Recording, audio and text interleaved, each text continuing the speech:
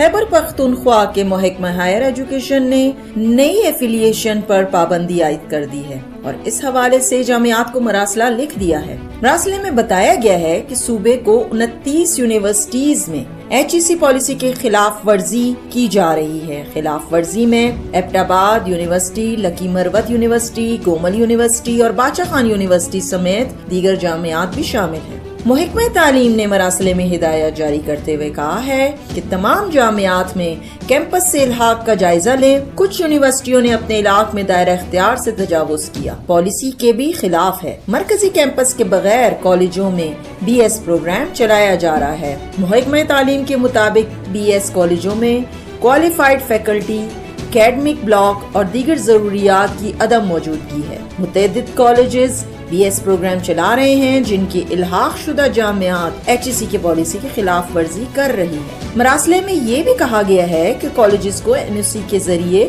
دوسری یونیورسٹیوں میں منتقل کرنے کی ضرورت ہے۔ متعدد یونیورسٹیوں نے اپنے دائرہ اختیار سے باہر الحاق دیا ہے جو پالیسی کے خلاف ہے۔